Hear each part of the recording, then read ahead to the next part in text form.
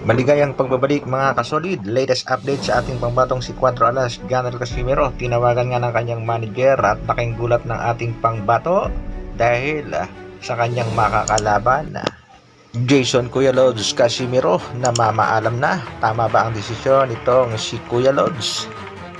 Para sa ating unang balita mga kasolid, isang napakagandang bakbakan ang naganap kagabi lamang. Yan ay sa pagitan nitong si Terraji kontra nga dito kay Canizales na kung saan to ang kanilang bakbakan.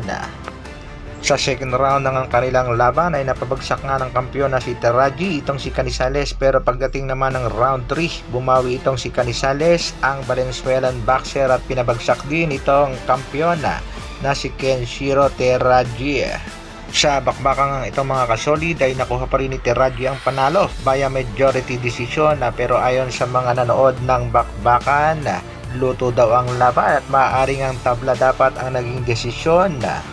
Sa labang itong mga kasolid ay nakita rin ang kahinaan itong unified champion na si Terraji na sa kasalukuyan nga ay umangat na ang kamtada sa 23 wins, 40 knockouts, merong isang talo. Siya pa rin ang WBA, WBC, Super World Light Flyweight Champion. Samantala, bumagsak naman ang kamtada ni Canizales sa 26 and 19, merong 2 talo. At sa pinakita ng performance nitong si Terraji, marami ang nagsasabi nga kayang-kaya itong talunin ng ating pangbatong si Miela Fajardo. Ito nga ang tinatarget ng ating kababayan sa kasalukuyan. Sa kabilang balita naman mga kasolid, breaking news patungkol nga ito kay Terence Bud Crawford. Pinarangalan nga siya ng The Ring Magazine bilang Performance of the Year. Yan nga ay matapos ma-knockout nitong si Crawford si Errol Spence Jr. sa round 9 ng kanilang bakbakan. Runner-up din sa kategory na yan itong tinaguri ang Japanese monster na si Naoya Inoue. Iyan naman ay matapos ma-knockout ni Inoue itong si Stephen Fulton sa round number 8 ng kanilang laban. At tila hindi pa nga makapaniwala itong Hapon at gusto pa rin makuha ang Performance of the Year. Samantala, pangbato natin si Cuatro Alas, Janel Casimiro, laking bulat matapos tawagan ng kanyang manager na si Mr. Jose Del Cruz. Yan nga ay patungkol sa kanyang sunod na makakalaban. At ganon din ang naging info nitong kanyang promoter, ang mga Japanese promoter Masayuki Ito. Isa ngang title eliminator ang susunod na laban ng ating pangbatong si Cuatro Alas, Janel Casimiro. Medyo mabigat ang labang ito mga kasolid, kaya kailangan talaga ng ating pangbatong si Angas ng Pinas ang isang matinding paghahanda at ensayo.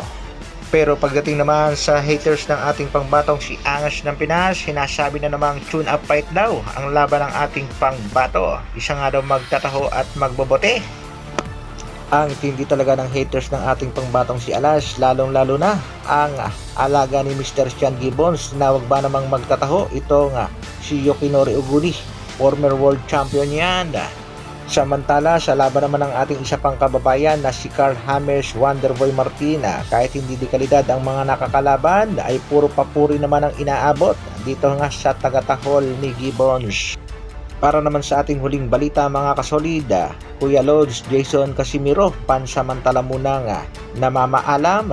Yan nga ay sa social media at hindi mo na magre-rebat dito sa mga haters ng ating pangbatong si Angas ng Pinas.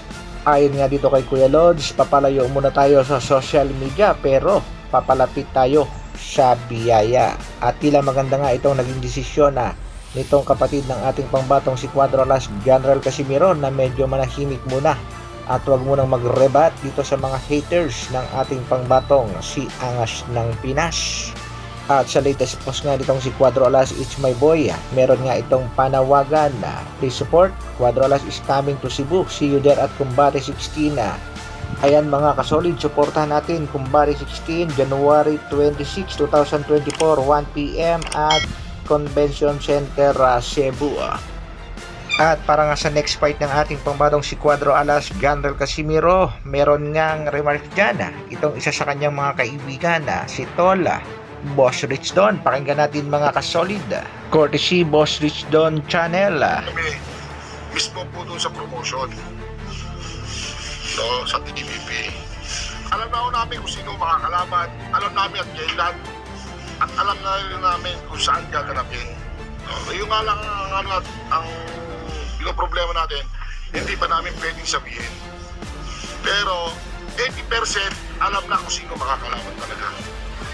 Guys, magugulat kayo no, pag nangyari to. Siguradong magugulat at iiyak itong mga haters at bashers ng ating pangbatong si Angas ng Pinas kapag nai-anunsyo na ang laban. Alam na rin naman natin kung sino ang opponent, pero ipaubaya natin yan sa mga Japanese promoter. Hanggang dito na lang muna mga kasolid. Maraming salamat sa patuloy na pagsuporta at panonood. Isang like naman dyan.